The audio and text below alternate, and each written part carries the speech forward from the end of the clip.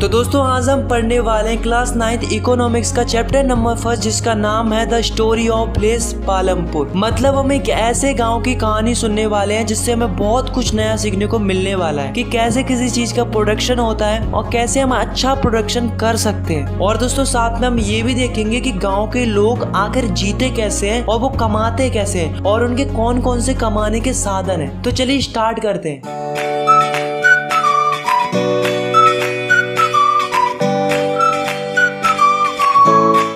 तो दोस्तों ये कहानी है एक गांव की जिसका नाम है पालमपुर। इस गांव में ज्यादातर लोग एक ही काम करते हैं जो कि है फार्मिंग, और कुछ लोग ऐसे भी हैं जो कि फार्मिंग के अलावा अदर वर्क्स भी करते हैं जैसे कि मैन्युफैक्चरिंग, डेयरी, ट्रांसपोर्ट और भी बहुत सारी चीजें हैं। जब हम पालमपुर से 3 किलोमीटर दूर जाते हैं तो हमें एक बड़ा गाँव मिलता है जो कि है रायगंज, और रायगंज से थोड़ी पास में एक और कस्बा है जिसका नाम है शाहपुर। और ये तीनों एक ही पक्की सड़क से कनेक्टेड है जिसपे कई सारे साधन चलते हैं जैसे कि मोटरसाइकिल, जीप, ट्रैक्टर, ट्रक और कुछ ऐसे भी साधन चलते हैं जैसे कि बैलगाड़ी, टांगा, जिनके ऊपर फार्मर्स कई सारा सामान लादकर एक गांव से दूसरे गांव व्यापार के लिए जाया करते हैं। दोस्तों पालमपुर गांव इतना बड़ा तो नहीं है, फिर भी उसके अंदर अलग अलग जातियों के लगभग 450 परिवार रहते हैं। इनमें से 80 परिवार ऐसे हैं जो कि अपर कास्ट से बिलोंग करते हैं। इनके मकान काफी बड़े बड़े हैं जो कि ईंट और सीमेंट से बने हुए हैं। और दूसरी ओर जो पालमपुर की 1/3 पॉपुलेशन है वो लोअर कास्ट से बिलोंग करती है जो कि गांव के कोने में छोटे छोटे घरों में रहती है जिनके घर मिट्टी या घास फूस के बने हुए होते हैं। दोस्तों ऐसा नहीं है कि पालमपुर गांव में कोई सुख सुविधा मौजूद नहीं है, बल्कि कई सारी सुख सुविधाएं मौजूद हैं जैसे कि पालमपुर के अधिकांश घरों में इलेक्ट्रिसिटी है, खेतों में ट्यूबवेल्स लगे हुए हैं और भी कई सारी चीजें जिनमें पालमपुर के लोग इलेक्ट्रिसिटी का इस्तेमाल करते हैं। दोस्तों पालमपुर गाँव में एजुकेशन के लिए 2 प्राइमरी स्कूल और एक हाई स्कूल भी बनवाया गया है। दोस्तों इस गाँव में लोगों के इलाज के लिए एक प्राइमरी हेल्थ सेंटर भी है जो कि गवर्नमेंट के द्वारा चलाया जाता है, और साथ में एक प्राइवेट डिस्पेंसरी भी है जहाँ पर लोगों का इलाज किया जाता है। तो दोस्तों हम पालमपुर गांव को फुली डेवलप्ड तो नहीं कह सकते, फिर भी हम इसको फेयरली वेल डेवलप्ड तो कह ही सकते हैं क्योंकि इसमें लगभग सारी सुख सुविधाएं मौजूद है जैसे कि इस गांव में रोड्स हैं, ट्रांसपोर्ट्स हैं, स्कूल्स हैं, हॉस्पिटल्स हैं, इलेक्ट्रिसिटी है और भी कई सारी चीजें। अगर हम अदर विलेज से कंपेयर करें तो हमें पता चलता है कि लगभग सारी फैसिलिटीज विलेज पालमपुर के अंदर मौजूद है। सो गाइस हमारे इस चैप्टर का पहला टॉपिक है जिसका नाम है ऑर्गेनाइजेशन ऑफ प्रोडक्शन। तो दोस्तों इस टॉपिक को समझने से पहले हमें ये समझना होगा कि आखिर प्रोडक्शन क्या होता है। तो दोस्तों प्रोडक्शन हम उन चीजों को बनाने के लिए करते हैं जिन चीजों की हमें जरूरत होती है।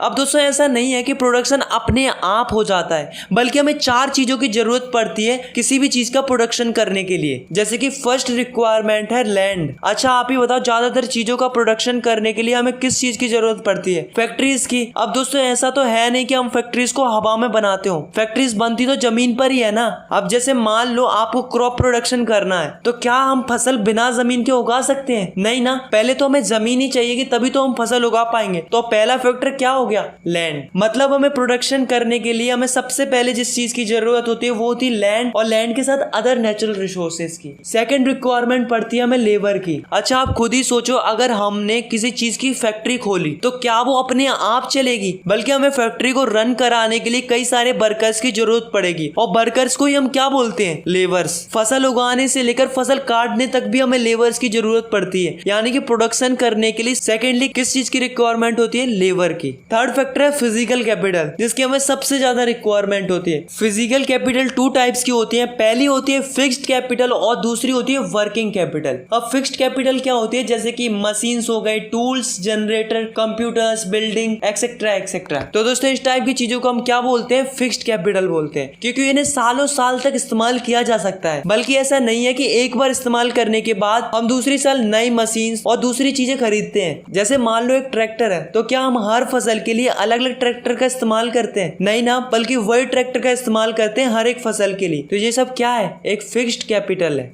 सेकेंड है वर्किंग कैपिटल। तो वर्किंग कैपिटल क्या होती है? जैसे कि रॉ मटेरियल एंड मनी। खेती करने के लिए रॉ मटेरियल क्या होगा? सीड्स, क्योंकि अगर हम बीज ही नहीं डालेंगे खेती में तो खेती कहाँ से होगी? खेती करने के लिए हमें सीड्स की जरूरत तो पड़ेगी ही पड़ेगी, और अगर हमें सीड्स की जरूरत पड़ेगी तो उसे खरीदने के लिए हमें पैसे की भी जरूरत पड़ेगी। तो वर्किंग कैपिटल क्या होती है? Raw material and money. अब जो लास्ट रिक्वायरमेंट होती है, मतलब जो लास्ट फैक्टर बचता है, वो है ह्यूमन कैपिटल। अब दोस्तों ये ह्यूमन कैपिटल क्या होती है? अच्छा आप खुद ही सोचो, अगर किसी को बिजनेस करना है, प्रोडक्शन करना है, तो क्या वो अपने आप हो जाएगा? बल्कि कोई ना कोई तो चाहिए बिजनेस को मैनेज करने के लिए, पैसा इन्वेस्ट करने के लिए, अपनी स्ट्रेटेजी से बिजनेस को इम्प्रूव करने के लिए, और जो प्रॉफिट एंड लॉस है उसकी रिस्क लेने के लिए। अब दोस्तों यहाँ से हमारा जो चैप्टर है वो और भी ज्यादा इंटरेस्टिंग होने वाला है, क्योंकि जो हम आगे पढ़ने वाले हैं उसे आपने कभी ना कभी अपनी रियल लाइफ में एक्सपीरियंस जरूर किया होगा। तो दोस्तों हमारे इस चैप्टर का नेक्स्ट टॉपिक है फार्मिंग इन पालमपुर। 2018 की रिपोर्ट के अनुसार इंडिया के अंदर लगभग 60% लैंड एरिया ऐसे हैं जो कि टोटली एग्रीकल्चर पर ही डिपेंडेंट है। तो आप इससे अंदाजा लगा सकते हो कि इंडिया के अंदर लगभग कितने सारे फार्मर्स हैं जो कि केवल फार्मिंग पर ही डिपेंडेंट है। ऐसे ही दोस्तों एक गांव है जिसका नाम है पालमपुर। अब दोस्तों इस गांव में होता क्या है कि यहाँ पर 75% लोग ऐसे हैं जो कि टोटली फार्मिंग पर ही डिपेंडेंट है। अब दोस्तों पालमपुर में दिक्कत क्या आती है कि जो पालमपुर की पॉपुलेशन है वो कंटिन्यूअसली बढ़ती जा रही है। अब इससे क्या लॉस हो रहा है कि जो पालमपुर की कल्टीवेटेड लैंड है वो तो फिक्स्ड है। अगर हम सिंपल शब्दों में कहें तो डिमांड ज्यादा है मगर सप्लाई कम है, क्योंकि लैंड तो उतनी ही है मगर कंज्यूम करने वाले लोग ज्यादा है। तो दोस्तों इसके लिए हम क्या कर सकते हैं? तो पहला तरीका है कि हम लैंड को बढ़ा सकते हैं, क्योंकि जितनी ज्यादा जमीन होगी उतनी ज्यादा क्रॉप की प्रोडक्शन होगी। पर इसमें एक प्रॉब्लम थी कि लैंड को केवल एक ही तरीके से बढ़ाया जा सकता है कि जो बंजर जमीन है उसे कल्टीवेटेड लैंड में बदल दिया जाए। बट गाइस जितनी भी लैंड बढ़ सकती थी पालमपुर की, वो 1960 में ग्रीन रेवोल्यूशन के दौरान ऑलरेडी बढ़ा दी गई थी। अब पालमपुर की जमीन को बढ़ाने की बिल्कुल भी गुंजाइश नहीं थी। इसलिए जो पालमपुर के लोग हैं वो दूसरे तरीके का इस्तेमाल करते हैं जिससे वो कम जगह में ज्यादा फसल उगाकर ज्यादा प्रोडक्शन कर सके। जैसे कि जो पालमपुर के लोग हैं वो एक ही साल के अंदर कई सारी फसल उगाते हैं, जैसे कि रेनी सीजन में ज्वार बाजरा, अक्टूबर से लेकर दिसंबर तक पोटैटो, और जब विंटर सीजन आता है तो उसमें गेहूं की फसल उगाते हैं। जिससे क्या होता है कि जो पालमपुर के लोग हैं वो एक ही साल में कम जमीन के अंदर ज्यादा प्रोडक्शन कर लेते हैं, जिससे उन्हें ज्यादा आउटकम होता है। तो जब हम एक साल के अंदर कई सारी फसलें उगाते हैं एक ही जगह पर, तो उसे हम क्या बोलते हैं? Multiple cropping.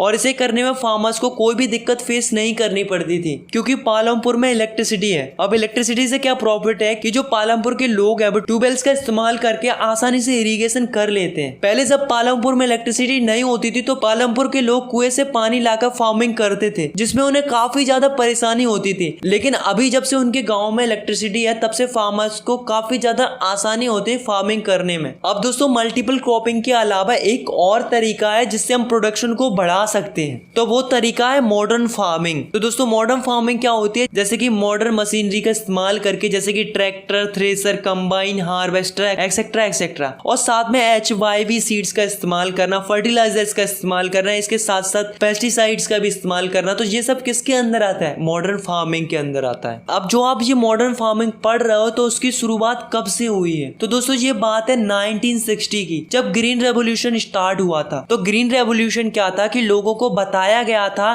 कि हमें ट्रेडिशनल फार्मिंग को छोड़ के मॉडर्न फार्मिंग की तरफ बढ़ना चाहिए, जिससे हम कम जमीन के अंदर अच्छी पैदावार कर सके। तो दोस्तों जो मॉडर्न फार्मिंग है उसका इस्तेमाल सबसे पहले इंडिया के अंदर 3 जगहों पर किया गया था। First Punjab, second Haryana and western Uttar Pradesh. इस जगह पर सबसे पहले इस टाइप के HYV सीड्स, पेस्टिसाइड्स का, फर्टिलाइजर्स का और कई सारी मशीनरीज का इस्तेमाल किया गया था। तो दोस्तों इससे फायदा क्या हुआ कि 1916 के बाद की फसल की प्रोडक्शन पहले के कंपैरिजन में 2.5 गुना तक बढ़ गई। तो दोस्तों ऐसा इसलिए हुआ क्योंकि जो मॉडर्न फार्मिंग है उसके अंदर हम HYV सीड्स का इस्तेमाल करते हैं। तो जो HYV सीड्स होते हैं वो ट्रेडिशनल फार्मिंग के कंपैरिजन में काफी ज्यादा उपज देते हैं। जैसे कि आप खुद ही देखो, जब पालमपुर के लोग नॉर्मल सीड्स का इस्तेमाल करते थे तब उनकी जो फसल निकलती थी वो निकलती थी 1300 kg पर हेक्टेयर। अब जब उन्होंने HYV सीड्स का इस्तेमाल किया तब उनकी फसल निकलने लगी 3200 kg पर हेक्टेयर। तो आप देख सकते हो यार कितना अंतर है इसमें। तो दोस्तों यहाँ तक तो ठीक था कि लोगों के लिए मॉडर्न फार्मिंग अच्छी है। तो क्या दोस्तों आपको नहीं लगता कि जो ये मॉडर्न फार्मिंग है उसकी वजह से हमारी जो लैंड है वो सस्टेन करेगी या नहीं करेगी? क्योंकि 1916 से जब से मॉडर्न फार्मिंग आई है तब से हम सब लोगों ने केमिकल्स, फर्टिलाइजर्स का और पेस्टिसाइड्स का काफी ज्यादा इस्तेमाल किया है, जिससे हमारी जो जो सॉइल है उसकी फर्टिलिटी कम हो गई है। और जो मॉडर्न फार्मिंग के अंदर हम जो HYV सीड्स का इस्तेमाल करते हैं उनको ग्रो करने के लिए काफी ज्यादा पानी की जरूरत पड़ती है, जिससे हमारी जो वाटर टेबल है वो काफी ज्यादा डिक्रीज हो गई है। तो ये हमारे लिए और हमारे नेचर के लिए बहुत ही बुरी बात है, क्योंकि एक बार हमने इन रिसोर्सेज को डिस्ट्रॉय कर दिया तो इन्हें रिस्टोर करना इतना आसान नहीं है। तो दोस्तों हमें भी सोचना चाहिए हमारे नेचर के बारे में और हमारे नेचुरल रिसोर्सेज के बारे में, क्योंकि हम बगैर नेचुरल रिसोर्सेज के तो एग्रीकल्चर कर ही नहीं सकते। तो इस पे हमें ध्यान देना चाहिए। तो दोस्तों अब हम देखने वाले हैं कि जो पालमपुर की लैंड है वो किस तरीके से डिस्ट्रीब्यूटेड है पालमपुर के लोगों में। How is land distributed between the farmers of Palampur. Unfortunately Palampur में सब लोगों के पास लैंड नहीं है, बल्कि 450 फैमिलीज में से 150 फैमिली ऐसी है जिनके पास खेती करने के लिए कोई जमीन ही नहीं है। सिमिलरली 240 फैमिलीज ऐसी है जिनके पास 2 हेक्टेयर से भी कम जमीन है। और आखिरी बची हुई केवल 60 फैमिलीज ही ऐसी हैं जिनके पास 2 हेक्टेयर से ज्यादा जमीन है। तो आप देख सकते हो कि जो पालमपुर में कम लोगों के पास ज्यादा जमीन है, वहीं दूसरी ओर ज्यादा लोगों के पास थोड़ी सी जमीन है। नेक्स्ट है लेबर। तो दोस्तों हमें खेती करने के लिए कई सारी लेबर्स की जरूरत पड़ती है। तो दोस्तों जो लेबर्स होती है उसकी जरूरत ज्यादातर उन्हीं लोगों को पड़ती है जिनके पास ज्यादा जमीन होती है। और जिनके पास कम जमीन होती है, मतलब जो स्मॉल फार्मर्स होते हैं, वो अपनी जमीन को खुद ही कल्टीवेट कर लेते हैं अपनी फैमिलीज के साथ मिलकर। तो जो बड़े फार्मर्स होते हैं, मतलब जिनके पास ज्यादा जमीन होती है, तो वो क्या करते हैं कि लेबर्स को हायर करते हैं फार्मिंग करने के लिए। तो जो लेबर्स होते हैं वो 2 टाइप्स के होते हैं। पहले जिनके पास बिल्कुल भी जमीन नहीं होती, वो अपनी इनकम जनरेट करने के लिए दूसरों के खेतों में जाकर मजदूरी करते हैं। और दूसरी ऐसी होती है जिनके पास जमीन तो होती है, पर जब वो फ्री रहते हैं तब वो एक्स्ट्रा अर्निंग के लिए दूसरों के खेतों में जाकर काम करते हैं। इसके बदले में उन्हें पैसा मिल जाता है, या फिर काम के अकॉर्डिंग उन्हें गेहूं, चावल या इस तरीके की चीजें उनकी चॉइस के अकॉर्डिंग लेबर्स को दे दी जाती है। नेक्स्ट है कैपिटल। अब कैपिटल क्या होती है? तो दोस्तों कैपिटल का सीधा सीधा अर्थ होता है मनी, यानी कि पैसा। तो जैसा कि हमने देखा कि मॉडर्न फार्मिंग को करने के लिए कई सारी चीजों की जरूरत पड़ती है, जैसे कि HYV seeds, chemical fertiliser, pesticides, machinery जैसे कि ट्रैक्टर, हार्वेस्टर, थ्रेसर और भी कई सारी चीजें जिनकी हमें जरूरत पड़ती है मॉडर्न फार्मिंग करने के लिए। तो गाइज आप ही बताओ, अगर इतनी सारी चीजों की जरूरत पड़ेगी तो इन्हें अफोर्ड करने में खर्चा भी ज्यादा होगा। तो जो पुअर फार्मर्स होते हैं वो क्या करते हैं कि जो बड़े बड़े फार्मर्स होते हैं या मनी लेंडर्स होते हैं या ट्रेडर्स होते हैं, उनसे पैसे उधार ले लेते हैं और वो स्मॉल फार्मर्स को पैसा भी दे देते हैं, पर बाद में फार्मर्स को उनका काफी ज्यादा इंटरेस्ट चुकाना पड़ता है। तो जो स्मॉल फार्मर्स की खेती होती है उसका पूरा का पूरा पैसा इनका कर्ज ही चुकाने में लग जाता है। ऑन दी अदर हैंड जो अमीर फार्मर्स होते हैं उनके पास ज्यादा जमीन होती है। अब जब ज्यादा जमीन होगी तो ज्यादा फसल उगेगी। तो जो अमीर फार्मर्स होते हैं वो क्या करते हैं कि जो अनाज निकलता है पहले तो उसे अपने खाने के लिए स्टोर कर लेते हैं, फिर बाद में जो कुछ भी अनाज बचता है उसे मार्केट में सेल कर देते हैं और फिर उसे बेचकर जो पैसे मिलते हैं उन्हें अपनी सेविंग्स में सेव कर लेते हैं। और यही साइकिल रिपीट होती रहती है और जो अमीर फार्मर्स होते हैं उनकी सेविंग बढ़ती ही जाती है। इसी टॉपिक से रिलेटेड एक क्वेश्चन अराइज होता है, वो होता है कि सरप्लस क्या होता है? Surplus means that an amount that is extra और मोर देन यू नीड। तो इसका सिंपल सा अर्थ होता है कि जो हमारी रिक्वायरमेंट होती है उसको फुलफिल करने के बाद जो बचता है उसे हम सरप्लस कहते हैं। जैसे कि मान लो हमें खाने पीने के लिए बेसिक रिक्वायरमेंट्स के लिए 50 क्विंटल गेहूं की जरूरत पड़ती है, और अगर मान लो हमारी फसल निकली है 350 क्विंटल, तो हमें जरूरत कितने की थी? मात्र 50 क्विंटल की। तो जो एक्स्ट्रा बचा हुआ 300 क्विंटल है वो क्या हो जाएगा? सरप्लस हो जाएगा। तो दोस्तों आपने स्टार्टिंग में देखा था कि जो पालमपुर में 75% लोग ऐसे हैं जो कि फार्मिंग पर डिपेंडेंट है और बचे हुए 25% लोग ऐसे हैं जो कि नॉन फार्मिंग एक्टिविटी करते हैं। मतलब ऐसा नहीं है कि पालमपुर के लोग खेती बाड़ी ही करते हैं, बल्कि कुछ लोग ऐसे भी हैं जो कि नॉन फार्मिंग एक्टिविटीज भी करते हैं, जैसे कि डेयरी। अब डेयरी क्या होती है कि लोग अपनी गाय या भैंसों को पालते हैं और जो भी उनसे मिल्क प्रोडक्शन होता है उसे रायगंज में जाकर बेच देते हैं, जिससे क्या होता है उनका रोजगार चलता है और इसी से वो अर्निंग भी करते हैं। दूसरा है स्मॉल स्केल मैन्युफैक्चरिंग इन पालमपुर। तो स्मॉल स्केल मैन्युफैक्चरिंग क्या होती है? जिसमें लोग छोटी स्केल में प्रोडक्शन करते हैं। जैसे कि जो पालमपुर है उसमें कुछ लोग गुड़ मैन्युफैक्चर करते हैं, मतलब गुड़ बनाते हैं और बनाने के बाद उसे रायगंज और शाहपुर में बेचकर अपनी इनकम करते हैं। थर्ड है शॉपकीपर्स ऑफ पालमपुर। मतलब जो पालमपुर है उसमें ऐसा नहीं है कि लोगों को सामान खरीदने के लिए आसपास के गाँवों में और शहरों में जाना पड़ता है, बल्कि पालमपुर में ऐसी कई सारी दुकानें हैं, जैसे कि किराने की, जनरल स्टोर की, और कुछ दुकानें ऐसी भी है जो कि बस स्टैंड के पास में है। तो जो पालमपुर है उसमें कुछ लोग ऐसे हैं जो दुकानों का सामान बेचकर उससे पैसे कमाकर अपनी लाइफ स्पेंड कर रहे हैं। तो दोस्तों ये भी एक अच्छा एग्जांपल है नॉन फार्मिंग एक्टिविटी का। अब दोस्तों लास्ट है ट्रांसपोर्ट, अ फास्टिंग डेवलपिंग सेक्टर। तो दोस्तों जैसा कि आप सभी जानते हैं कि जो पालमपुर है वो काफी ज्यादा अच्छे से कनेक्टेड है आसपास के गाँवों से और कस्बों से, जैसे कि रायगंज और शाहपुर। तो दोस्तों ऐसा नहीं है कि लोग एक गाँव से दूसरे गाँव पैदल ही निकल पड़ते हैं, बल्कि इसके लिए कई सारे लोग हैं जो कि ट्रांसपोर्ट सर्विसेज देते हैं, जैसे कि रिक्शा वाला, टांगा वाला, जीप, ट्रैक्टर, ट्रक और भी कई सारे साधन है जिनको लोग चला के अपनी रोजी रोटी चलाते हैं, जिनसे उन्हें रोजगार मिल जाता है और उनसे उन्हें कमाने का साधन भी मिल जाता है। तो दोस्तों आपके लिए एक नोटिस है कि जो ये पालमपुर की स्टोरी आपने सुनी है, ऐसा गांव रियलिटी में एग्जिस्ट करता ही नहीं है। मतलब ये केवल एक इमेजिनेशन थी। इस कहानी का मकसद केवल इतना ही था कि आपको प्रोडक्शन से रिलेटेड कई सारी चीजों को सिखाना है। अगर मैं आपको ये पहले बता देता तो शायद आप एक रियल लाइफ के इंटरेस्ट के साथ नहीं पढ़ते। सो आई होप आपको ये चैप्टर समझ में आ गया होगा। अगर आपको लगता है कि इस वीडियो से आपको क्वालिटी मिली है तो यार आप इस वीडियो को लाइक कर सकते हो, चैनल को सब्सक्राइब कर सकते हो, और अगर आपको कुछ भी पूछना है तो यार एक बार कमेंट जरूर करें, मैं आपको रिप्लाई देने की पूरी कोशिश करूंगा। And thanks for watching, take care, bye bye.